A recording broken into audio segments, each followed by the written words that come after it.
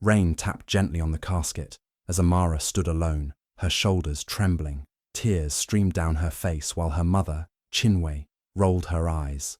Again with the waterworks, she muttered under her breath. Zik snickered beside her, nudging Auntie Ebeli, who whispered, "That girl's always been too soft." Their voices weren't loud, but loud enough. Amara heard every word, just like she always had. As the pastor's voice faded into the background, Amara's mind wandered. She remembered the countless times she'd cried as a child, when her father left, when she was bullied, when she failed her first test. Each time, instead of comfort, she got cold stares. "You cry too much," Chinwe would say, waving her off. "Toughen up," Zik mocked, always laughing. Even Auntie Ebeli once snapped, "No man will want a woman who cries over everything." But Mama Nkechi never scolded her. She'd hold Amara close and say, "It's okay to feel. You have a big heart, my child." She was the only one who saw past the tears, the only one who understood that Amara didn't cry for attention. She cried because she cared.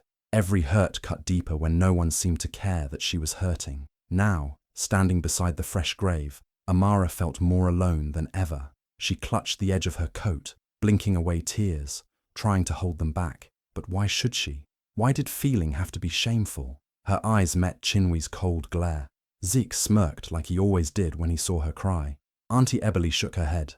Nothing had changed. Even in death, Mama Nkechi's love was the only warmth Amara had ever known. The funeral ended, but Amara's grief lingered, not just for the loss of her grandmother, but for a lifetime of being unseen. As people began to leave, Amara stayed behind for a moment longer. She whispered, "You were the only one who understood me, Mama. I don't know how I'll survive without you." Her voice cracked, but this time she didn't hide it. The tears fell freely. She wasn't weak. She was mourning someone who mattered, and for once, she let herself feel every drop of it.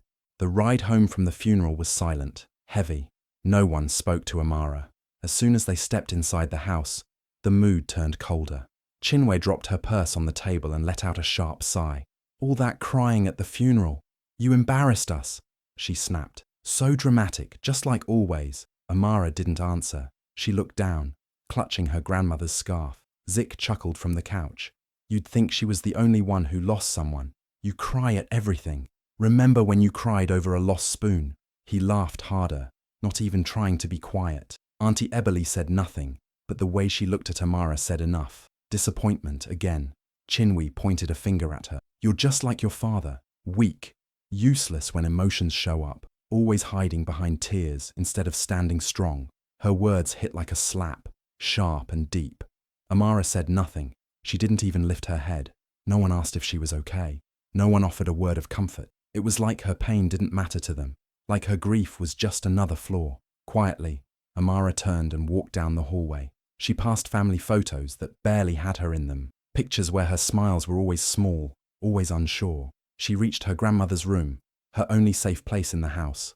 She opened the door gently and stepped inside, closing it behind her. The air still smelled like Mama Nkechi's cocoa butter and rose oil. Amara sat on the edge of the bed, running her fingers over the soft old quilt. Her eyes burned, but she held the tears back this time, not because of what they said, but because she was tired of letting them see her break. Everything felt louder outside the room, the voices, the laughter, the footsteps. But inside here, it was still. This was the only place she ever felt seen, loved, understood. She lay back on the bed and stared at the ceiling. All she wanted was one more hug, one more kind word. But all she had now were memories, and a house full of people who never cared enough to understand her heart. Amara sat quietly in her grandmother's room, surrounded by silence. The walls, the blanket, the scent in the air. It all reminded her of Mama Nkechi. Her fingers trailed along the edges of the wooden vanity, old and polished from years of use. She opened the drawer slowly, hoping to feel close to her again, but something inside felt different. Her hand brushed against the underside of the drawer and paused. There was a small piece of tape. She pulled gently and found a tiny silver key stuck beneath. Her heart skipped. She looked around, confused. Then her eyes landed on the wooden box tucked beneath the bed. It was the box Mama Nkechi always kept locked. Nobody knew what was inside. Amara pulled it out, her hands shaking slightly. She took the key and slid it into the lock. A soft click. The lid creaked open. Inside, everything felt still. There was only one item, a thick cream envelope with her name written on it in Mama Nkechi's neat, flowing handwriting. Just below it, a line read, "To Amara, open when they try to break you." Her breath caught. Her grandmother had left this just for her, hidden all this time, waiting for the right moment. Amara's hands trembled as she held the envelope close.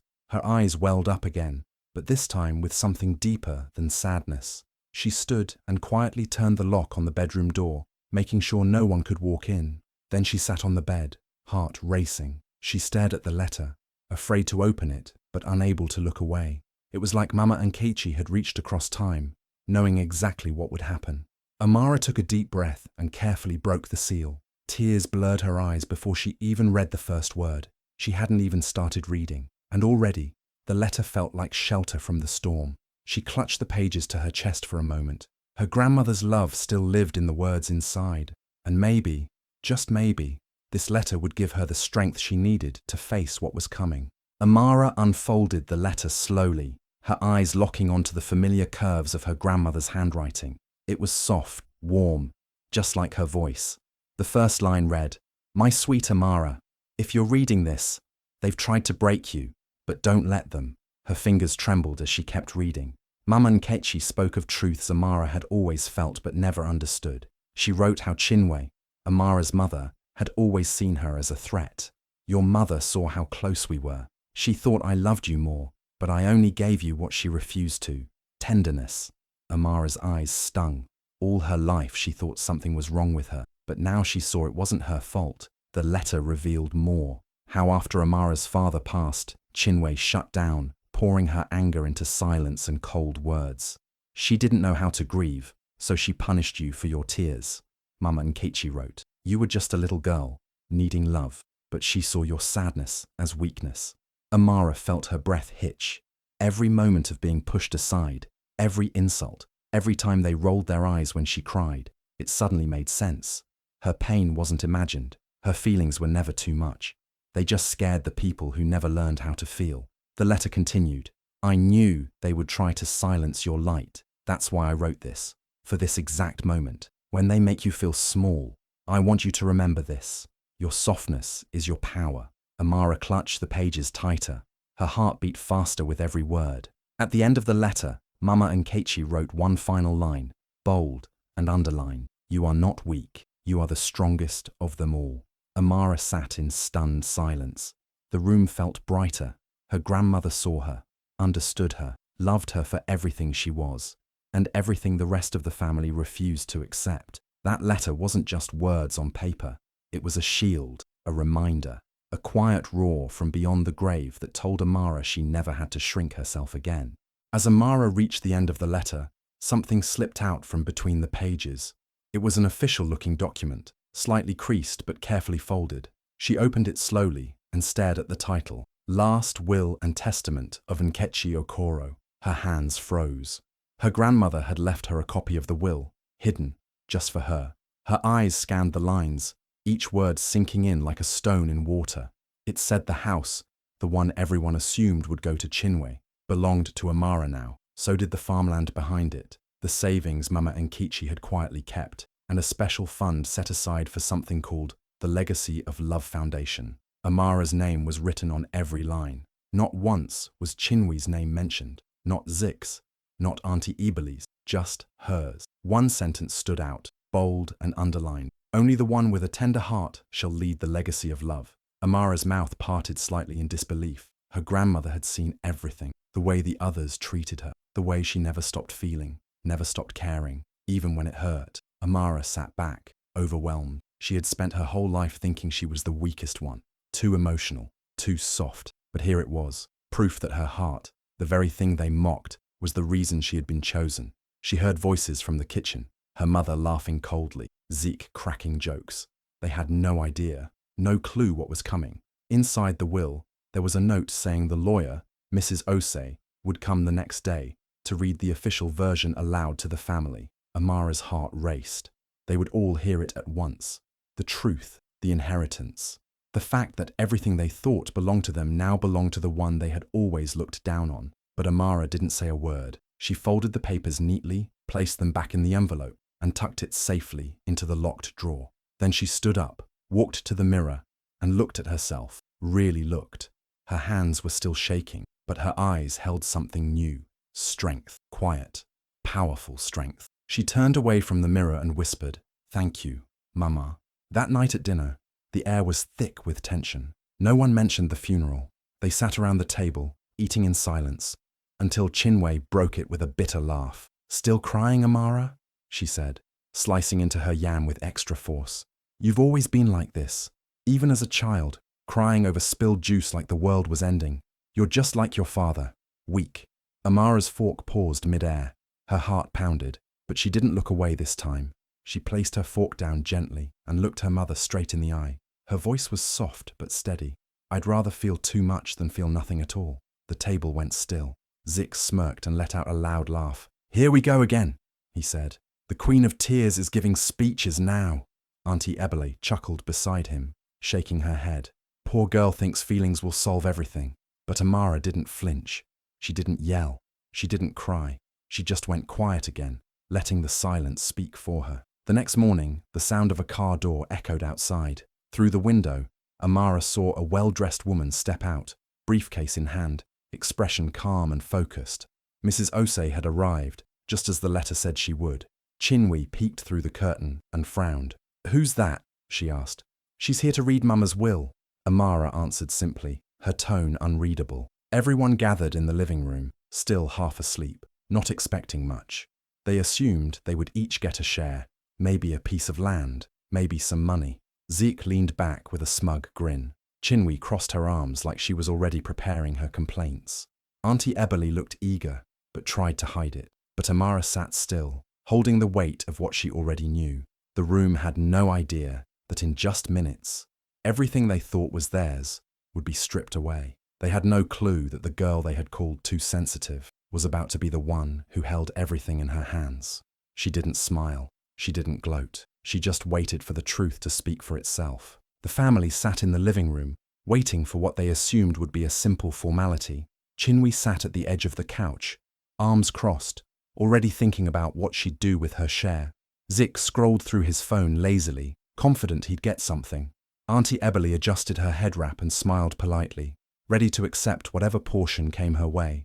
Only Amara sat still, her hands folded in her lap, eyes fixed on the lawyer in front of them. Mrs. Osei opened her folder, cleared her throat, and began.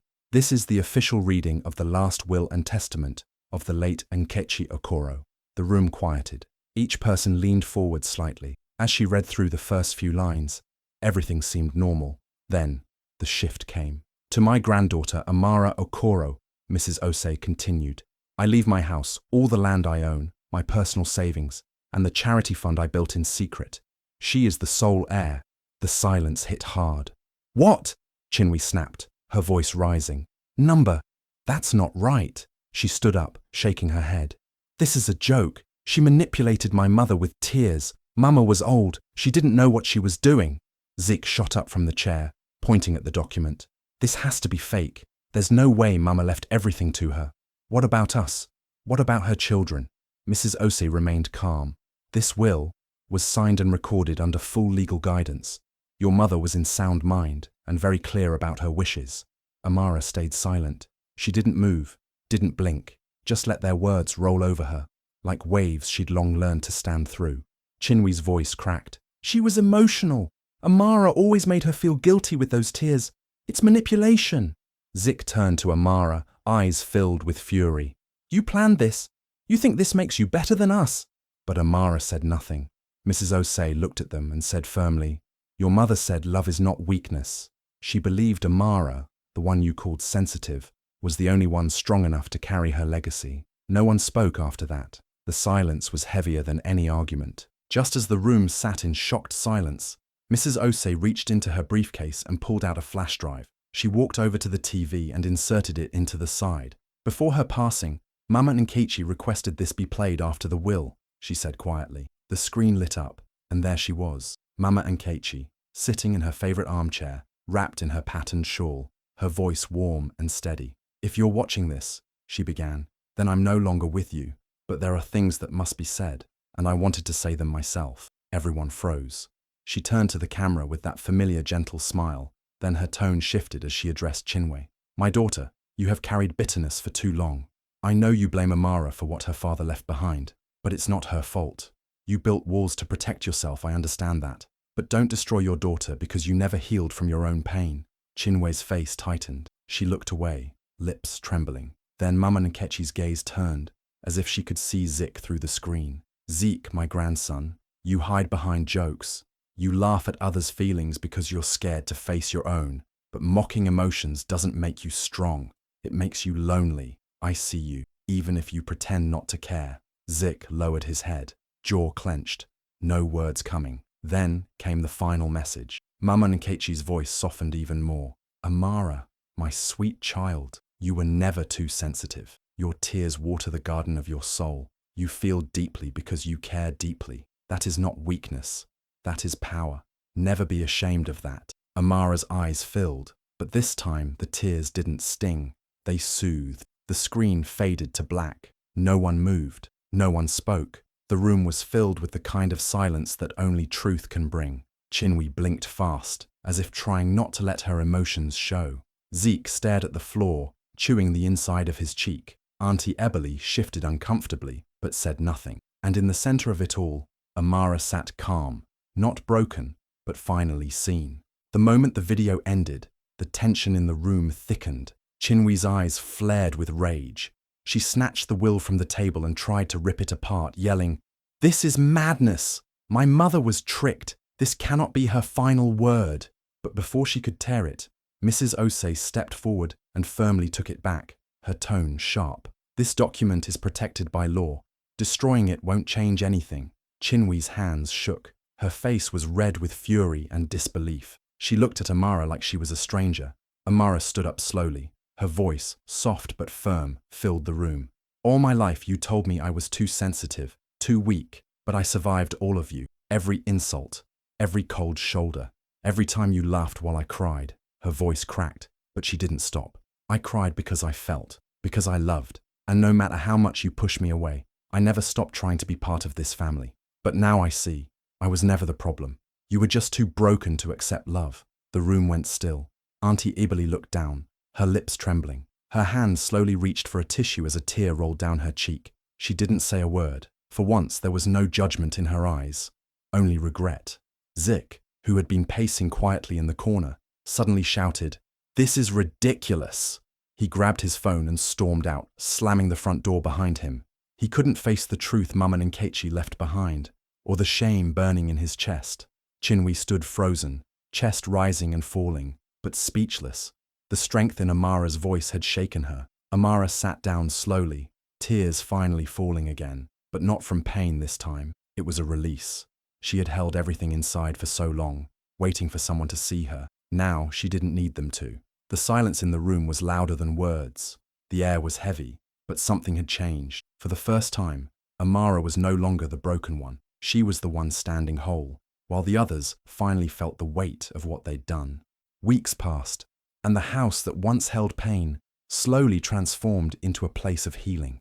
Amara poured her energy into every corner, repainting walls, fixing broken shelves, and turning Mama Nkechi's old living room into a warm, safe space for girls who felt forgotten like she once had. She named it Nkechi's Haven, a place where emotion was not weakness, but a sign of strength. Flyers went out, and slowly, young girls began to walk through the doors.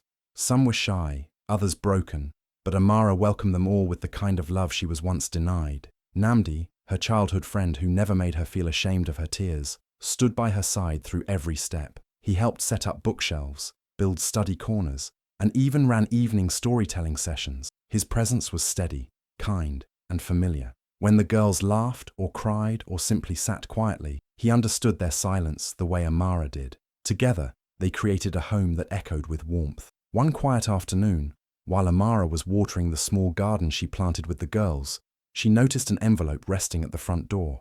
There was no knock, no footsteps, just silence and the envelope. She picked it up slowly, her name written in her mother's handwriting. Inside was a short note. "I see you now, Chinwe." Amara stood still, the wind gently moving the edges of the paper. She read the words again. It wasn't an apology, but it was something. It was acknowledgement.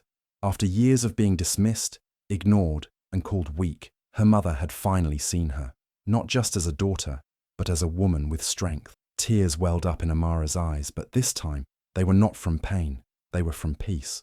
She smiled through them, standing tall at the door of the home she rebuilt, surrounded by the laughter of girls who were learning that being sensitive was not a flaw, it was power. As the sun set behind the house, Amara looked up and whispered, "Thank you, Mama Nkechi." Her grandmother's legacy had become her own, and in that quiet moment, she knew she was no longer broken.